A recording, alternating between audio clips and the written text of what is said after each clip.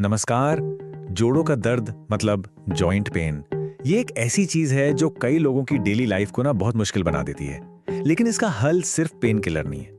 आज हम जो बात करेंगे वो नोबल हॉस्पिटल की जानकारी पर आधारित है और हम ये समझेंगे कि फिजियोथेरेपी जॉइंट पेन के लिए एक साइंटिफिक और असरदार सोल्यूशन कैसे है। तो चलिए मिलकर देखते हैं कि फिजियोथेरेपी कैसे सिर्फ दर्द को दबाती नहीं बल्कि उसे जड़ से खत्म करने का रास्ता दिखाती है। अगर इस सवाल का जवाब हाँ है, तो यकीन मानिए ऐसे बहुत से लोग हैं। और पता है सबसे अच्छी बात क्या है? ये कोई ऐसी तकलीफ नहीं है जिसे बस सहते रहना है। ये एक ऐसी प्रॉब्लम है जिसका एक ठोस, एक साइंटिफिक इलाज मौजूद है। देखिए, किसी भी प्रॉब्लम का सलूशन ढूंढने से पहले उस प्रॉब्लम को ही समझना सबसे जरूरी है ना? तो सबसे पहले चलिए यही जानते हैं कि ये जॉइंट पेन आखिर है क्या और इसकी मेन वजह क्या-क्या होती हैं। चलिए इसको एकदम सिंपल टर्म्स में समझते हैं।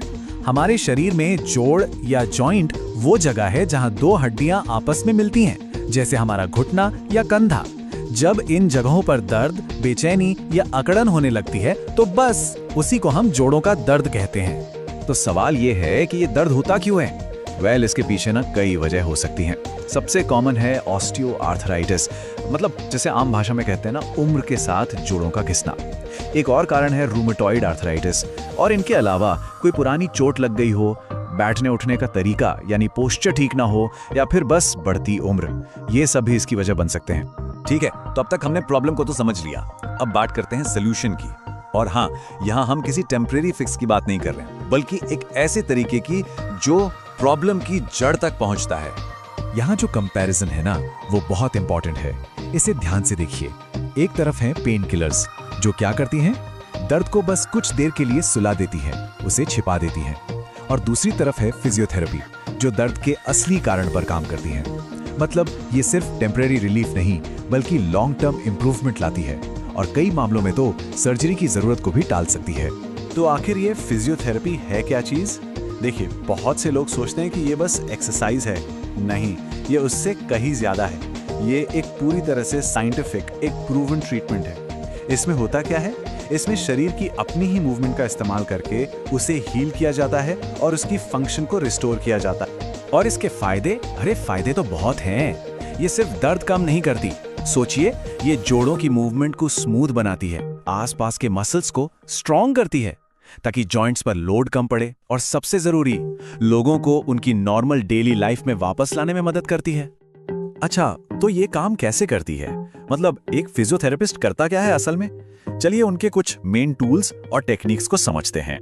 एक फिजियोथेरेपिस्ट के पास ना, समझिए, एक पूरा टूल किट होता है। जैसे स्ट्रेचिंग एक्सरसाइज से जकड़न को दूर किया जाता है, फिर स्ट्रेंथनिंग एक्सरसाइज से मसल्स को ताकत दी जाती है, और फिर हीट और कोल्ड थेरेपी, अल्ट्रासाउंड, इलेक्ट्रोथेरेपी जैसी मॉडर्न टेक्निक्स भी हैं जो सूजन और गहरे दर्द में आराम देती हैं। चलिए एक एग्जांपल लेते हैं अल्ट्रासाउंड थेरेपी का।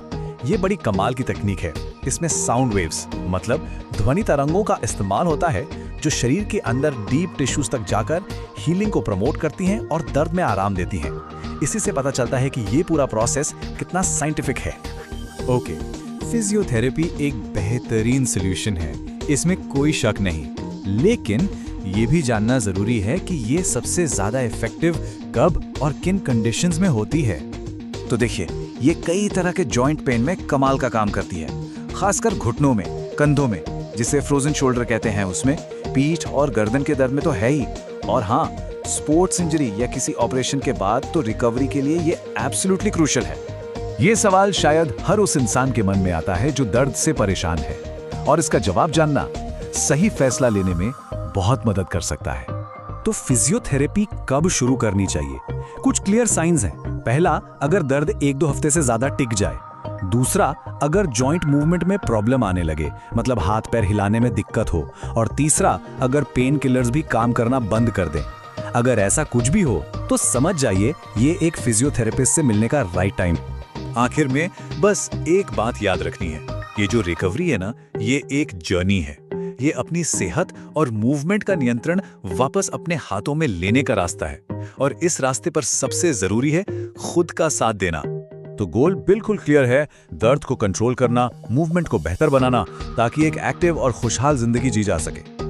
इस बात को कभी नहीं भूलना चाहिए, आज की तारीख में टेक्नोलॉजी और मेडिकल साइंस ने हमें इतने अच्छे सॉल्यूशंस दिए हैं कि किसी को भी दर्द में जीने की जरूरत नहीं है। सही इलाज से एक बेहतर लाइफ फॉर श्योर पॉसिबल है। तो आज हम आपको इसी एक सवाल के साथ छोड़कर जा रहे हैं, बेहतर मूवमेंट की तरफ आज वो एक छोटा सा कदम क्या हो सकता है। क्या पता ये जानकारी किसी और के साथ शेयर करना हो, या फिर बस अभी इसी पल थोड़ा सीधे होकर बैठ जाना हो। याद रखिए, हर छोटा कदम काउंट करता है।